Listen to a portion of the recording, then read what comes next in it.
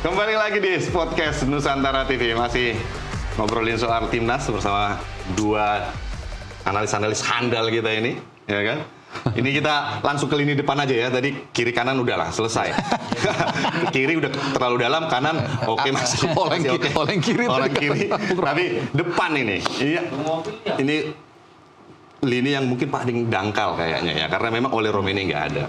Ragnar sih main, udah dipanggil lagi, tapi habis cedera cukup lama, Maret terakhir main, dan baru kemarin lawan Anderlecht dia main cuma 16 menit. Minggu lalu lah kurang lebih 16 menit ya. Ada satu peluang kemarin bagus juga, depan gawang cuma nggak gol. Nah, ini gimana menurut Oke, apa dulu ya. Pertama gini loh, dalam mungkin 10 tahun terakhir ini kan mencari nomor 9 ini kan makin susah ya, makin langka. Kita semua tahu lah gitu. Nah, kemudian ada satu missing puzzle yang selama ini kita tunggu-tunggu sejak zaman STY sampai dengan coach Patrick Kluivert.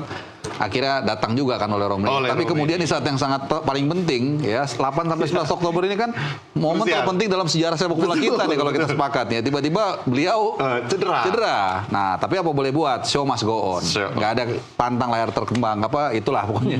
Nah, sekarang siapa nih? Mau main seperti apa? Apakah mau main pakai false nine? Agak false nine memungkinkan kalau kita sebelum juga. ada Romeni kemarin kalau sebelum ada Romeni kan berarti yang depan ada Rafael Struijk, ada Ragnar biasanya, satu lagi Marcelino Ferdinand bisa. Nah, nggak ada yang pemain nomor 9 yang nggak ada, itu salah satu alternatif juga kan. Kemudian ada apalagi Ragnar udah balik. Ya, Ragnar balik kan juga cukup kontributif ya. Dia sejauh ini setahu saya 2 gol ke Vietnam, ke Bahrain, dan 1 assist ke gawang Saudi kan, yang kena punggungnya Sandy Walsh. Artinya dia punya kemampuan untuk mengcrack pertahanan lawan juga. Apakah dia akan memainkan false nine? Ragnar, Marceng, atau Struijk, atau siapapun itu kan? Struijk udah out. Oke, berarti Ragnar, Marcelino Ferdinand, Ramadan Sananta, atau Jakob Sayuri. Ya, bisa aja. Atau Egy bisa, macam-macam. Nah, atau mungkin dia memainkan tadi striker yang ada. Ramadan Sananta. Meskipun kalau saya agak sedikit menyayangkan nggak dipanggil Axel Runtukahu. Nah, ini nih menarik. Maksudnya walaupun memang dia baru mencetak 1 gol, tapi kalau lihat semangat juang dia, postur dia sangat layak untuk dicoba. Dan nomor 9 dan nomor 9 banget memang ininya. Itu. Gimana Bang Ropan? Axel Runtukahu. Iya, sama seperti STY mencoba pertama kali main dengan Malik Rizaldi kan, ketika kita away waktu itu. Dan juga Beckham Putra kemarin dicoba oleh Patrick Kluivert juga bisa bermain. Septian juga yang dicoba. Dan tidak ada salahnya kalau Axel memang mendapatkan kesempatan untuk dimain. Sayang di 27 itu tidak ada. Tapi terlepas tidak ada Axel, ya kita harus hadapi sekarang dengan pemain yang ada. Ya cuma ada Ramadan. Kalau misalnya nomor 9 agak mirip nomor 9 kalau misalnya nomor 9 lah, masih ada Ramadan ya. Kita nggak tahu juga kalau Mauro Silva ini selesai semuanya, ya naturalisasi dia tiba-tiba dia nggak kedua 3 dipakai dulu untuk diuji coba ini. Mauro Silva kan nomor 9 benar. Kalau bicara dengan Ole sebenarnya bukan nomor 9. Cuma dia pakai nomor 9 itu dia jadi nomor 9 itu memang. Jadi nomor 9. Dia lebih bagus nomor 10 sebenarnya kan, Ole atau lebih melebar. Tapi ya oke lah, dia sudah masuk di nomor 9 sudah top punya itu. Nah sekarang tinggal Patrick akan melihat Alex Pastur, Dani Lansat siapa. Mungkin Ramadan akan dimainkan kalau pakai false nine. Ramadan juga lagi bagus kok. Lagi bagus, di Brunei kan lagi oke. Iya. Tapi keputusan Ramadan pindah ke Brunei itu cukup mengejutkan juga sebenarnya. Iya. Jarang sekali orang berpikiran untuk main di Liga Brunei. Tapi kan itu liganya kan Liga Malaysia. Liga Super Malaysia. Di Liga Super Malaysia tapi menurutku pilihan yang tepat gitu loh. Maksudnya gini, memang kesannya Liga Malaysia gitu ya. Dan kalau kita bicara Liga Malaysia ya Johor Darul Taksim. Cuman kalau kita lihat dalam 2 atau 3 pertandingan awal, saya lupa, dia benar-benar di situ diplot sebagai number 9. Nah, beda ketika dia di PSM Makassar maupun juga di Persis Solo. Dia sering main ke samping. Malah di PSM Makassar dia kan ngelayanin William Pluim dulu. Walaupun 11 gol juga nih. Nah, di DPMM nih, dia bermain sebagai nomor 9. Nah, saya berharap dengan posisinya seperti itu, ketajaman dia, insting dia, percaya diri dia untuk mengeksekusi bola itu tumbuh kembali. Walaupun memang masih 2-3 pertandingan ya, tapi sampai nanti tanggal 8 Oktober itu kan masih ada mungkin 5, 6, 7 pertandingan lagi. Ya mudah-mudahan dia bisa menunjukkan ketajamannya dan kemudian bisa berada di posisi yang tepat lah boleh dikatakan. Pindah ke tim Brunei ke main di Liga Malaysia. Di posisi yang memang ideal dengan dia dan selalu mendapatkan tempat. Tentunya ini bagus buat Ramadan Sananta. Ya menarik juga kalau bicara Ramadan ini, Margo, kita masih lihat kalau main. dia selalu dapat jam bermain loh. Biar cuma main di babak kedua, kan? Itu makanya gue bilang ini anak ini mujur benar nih, bagus. Iya, ya kan? kata yang paling tepat ya. Iya kan? Dan dia mengawal timnas dari lawan Brunei loh. Iya, main. Dari round 1. Sudah di Patrick Kluivert masih dimainkan babak kedua, itu luar biasa. Apalagi sekarang dia lagi bagus di Brunei, pasti mungkin akan dapat tempat lagi. Bukan tidak mungkin dia akan bermain nantinya melawan Kuwait atau melawan Lebanon. Walaupun sebenarnya kalau harapan bilang kita bermain dengan false nine, oke, atau memindahkan Ragnar bermain sebagai striker. Ya di kiri kita bisa pakai siapapun, bisa di sana kan Jakob bisa ada di kanan atau Marceng bisa bergantian siapapun atau mendorong Dean James misalnya. Bisa aja kan itu bisa dilakukan. Jadi ya 2 pertandingan ini sebenarnya bisa menjadi ajang buat Ragnar juga untuk menunjukkan kembali kemampuannya dia setelah cukup lama. Betul. Jadi dalam 2 pertandingan ini kan boleh dibilang seperti pesawat yang sedang tidak normal ya, artinya ada kerusakan sedikit lah. Nah, disinilah kita akan melihat kemampuan pilotnya nih. Kluivert dan Pastor ini bisa nggak dia meramu dengan keterbatasan ini? Pelatih yang mewah ini ya. Pesawat mungkin mesinnya masih mati satu, dia bisa landing dengan baik. Nah, di situ diuji nanti kelihayan dari Patrick Kluivert dan Alex Pastor dan juga Dini Lanzat. Iya.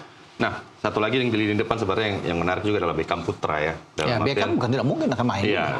Dari yang tadinya dibully, akhirnya mendapat kepercayaan, repeat order sekarang dipanggil lagi bersama Stefano juga berdua. Nah ini di Liga sendiri kalau Bang Ropan lihat Beckham masih konsisten nggak sih? Oke, kalau bicara kan dia dapat tempat juga. Pujan Hodak bisa memainkan Beckham yang bermain dengan posisi apapun, tetap Beckham dimainkan.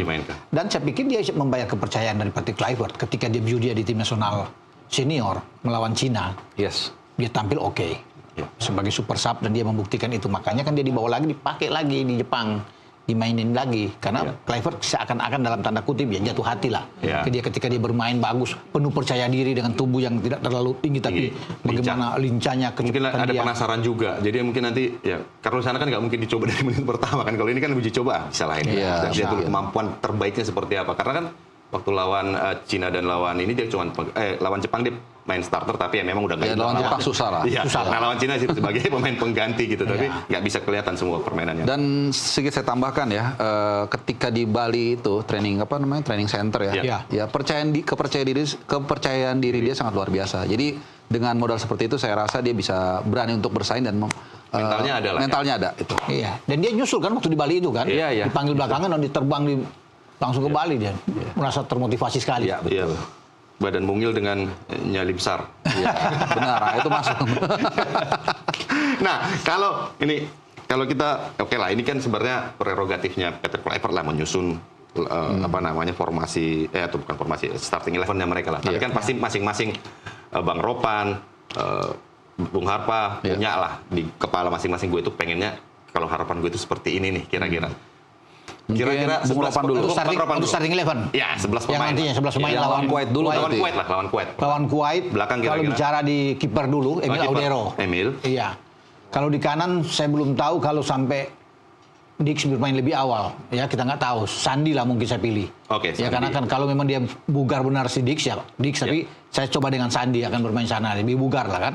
Sandi akan bermain. Di kiri itu kalau didorong lebih ke depan kan 3-4-3, masih dengan 3-4-3. Ada Verdong. Nah, 3 back di belakang itu ya masih Yasin Hapner, Jai sama Rizky Ridho. Itu yang akan ada. Nah, Tom Hai akan bermain dengan Joe Pelupesi. Di 4 itu kan, karena di Verdong sudah ada dengan Sandi. Nah, kemudian 3 di depan Ragnar akan bermain.